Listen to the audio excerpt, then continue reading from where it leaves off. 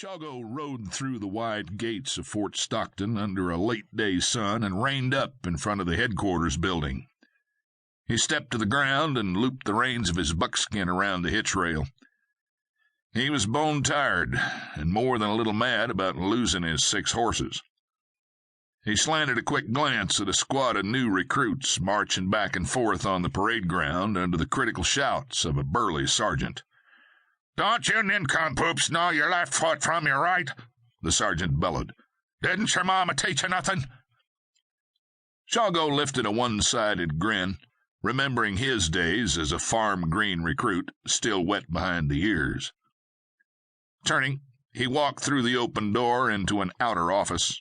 The corporal looked up from a small desk. "Is Major Stillwell in his office?" Shawgo asked. "Yes, sir. I'll tell him you're here."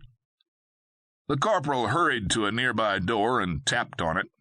He waited a moment before opening the door. "Mr. Shawgo's here to see you, Major." "Send him right in." Shawgo stepped into the officer's office. Bernard Stillwell rose and stepped around his desk with an outstretched hand. The officer was all army. Clean-shaven and erect in his spotless uniform, he stood nearly as tall as Shawgo. "Welcome, my friend," Stillwell greeted. They shook hands. "It's good to see you again. Any trouble on this trip?" "Some.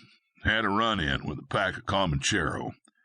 The leader was a big man. He wore a full beard and what looked like a cougar skin over one shoulder. You ever heard of a fellow like that?" "They call him Cougar. That's the only name I've ever heard. Him and his bunch of the scum of the desert. We've been after him for months." "Well, he got a half a dozen of my horses in case you run into him. I want 'em back." "Bet he paid dear for 'em. How many men did they cost him?" "Just 3. Reckon he decided that was enough. He took my horses and lit a shuck." "You going after 'em?" "Reckon not. Better to lose my horses than the scalp." "I've got the best tracker in Texas scouting for me. If you ever need him, just let me know." "Who is he?" "He's a half-breed named White Wolf.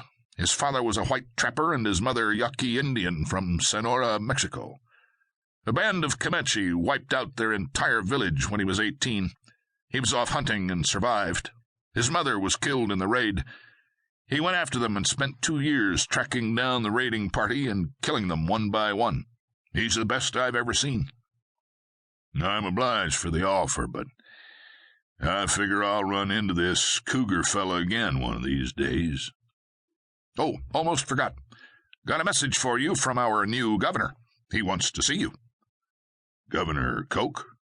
I served under him in the war." "Well, it must be urgent. He's sent 2 messages. Just a minute, I've got 'em right here."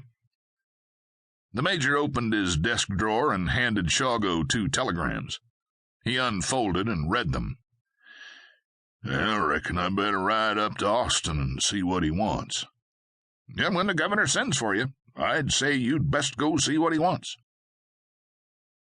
The city folk of Austin, Texas, stopped to stare as Shawgo rode his big buckskin stallion slowly up the street. He was tall, wide-shouldered and narrow at the hips, lean and weathered to the color of aged jerky. A bushy mustache shaded the expression of his mouth. The flat-brimmed black Stetson with a rattlesnake-skin hatband rode low on his forehead. It mostly hid his sun-baked features, but failed to disguise a hard-set square jaw and his pale green eyes, the kind of eyes that once seen no man was likely to forget. He sat erect and comfortable in the saddle like he was born there. The buckskin's reins were held comfortably in a gloved hand.